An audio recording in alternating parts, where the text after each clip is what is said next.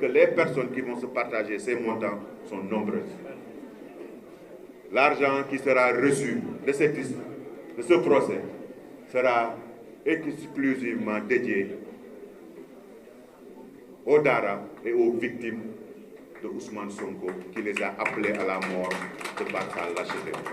Mais je pense que on peut traiter votre parti parce que mais après mën nañ ñëw ci wolof ñun wolof yi après ñu ñëw mais ñu jàppale moom dafa war a jël avion dafa war a dem moo tax mais on vous donne la parole et après nous on retourne à notre langue nationale qu'on aime bien.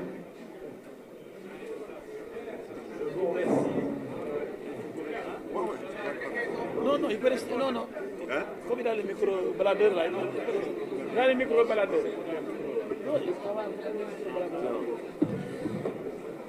Je vous remercie et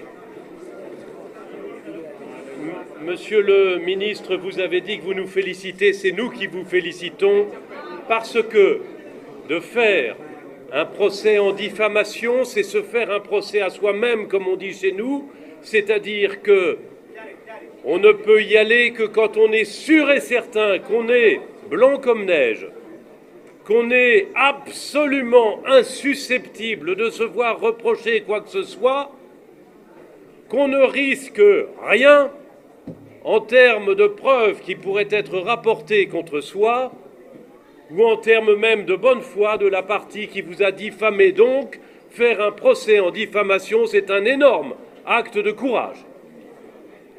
La deuxième chose que je veux dire, c'est pour rebondir sur le « nous avons gagné » que vous avez indiqué pour commencer votre propos. Nous avons gagné, il est reconnu comme menteur et ce mensonge est reconnu comme ayant fracturé votre honneur au point que seule une peine, avec le mot prison, même s'il est prononcé avec sursis, est à même de réparer cet honneur bafoué.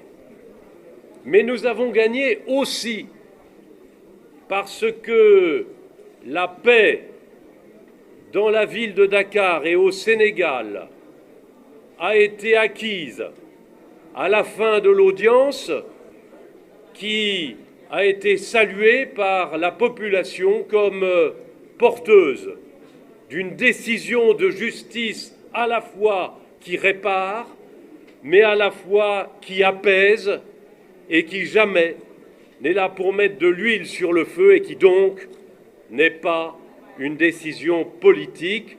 Ce sont des juges qui ont rendu une décision judiciaire dans la grande tradition de votre pays, le Sénégal, qui est un pays de droit respecté dans le monde entier.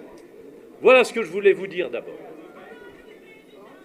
La deuxième chose, le ministre m'a demandé d'aborder le problème de mon confrère compatriote qui a été reconduit à la frontière avant-hier soir. Je regrette évidemment qu'on ait reconduit à la frontière un avocat. Ce n'est pas un ancien bâtonnier de Paris qui va vous dire que c'est une chose qui le satisfasse. Mais comment accueillir quelqu'un qui annonce dans un brûlot qu'il diffuse partout via Internet que le chef de l'État ici est un tyran et qu'il a la recette de cuisine pour organiser une insurrection. Ce serait même dans un pays qui est le pays de la bienvenue et de l'accueil chaleureux, le Sénégal, comme si un maître de maison accueillait quelqu'un qui promet qu'il va violer sa femme. C'est quelque chose qu'on ne peut pas demander à un État normalement constitué et organisé.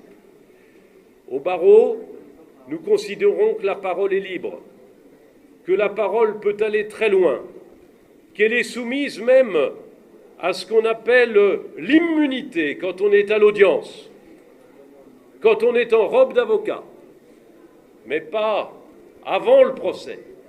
Vous remarquerez que je n'ai jamais pris la parole avant le procès. Vous remarquerez qu'avant le procès, personne ne savait que je participais à l'équipe. Et vous aurez à savoir que la veille et l'avant-veille du procès, je suis venu respectueusement faire des visites d'usage aux autorités judiciaires du pays et aussi au bâtonnier en lui indiquant que je relevais de son autorité. C'est comme ça qu'on fait. Ce sont les règles et usages du barreau. Il les a méconnus. Il a beau me traiter de sorcier blanc, je lui renvoie dans la figure ce compliment en me posant juste la question, et mes confrères me défendront, est-ce que c'est de l'injure ou de la diffamation, j'en sais rien. Mieux vaut en rire et dire de ce jeune avocat qu'il confond vitesse et précipitation et qu'il aurait mieux fait d'attendre le tribunal pour nous honorer de ses plaidoiries, même si ce sont des brûlots. Voilà ce que je voulais dire. Donc bien sûr, je regrette qu'il n'ait pas pu venir, mais je dénonce son manque de respect des usages et de l'honneur professionnel qui appartient à tout avocat et qui participe à son serment, le serment des avocats est le même au Sénégal qu'en France. Voilà ce que je voulais vous indiquer. Puis effectivement, le ministre vous a dit qu'il y avait un appel. Sachez que l'appel de notre part est un appel mécanique dès lors que le parquet a formé appel. Et donc nous nous retrouverons probablement bientôt. Voilà, je passe la parole à mes confrères sous l'autorité de laquelle je me trouve et je les remercie pour leur accueil. Merci infiniment à vous tous aussi.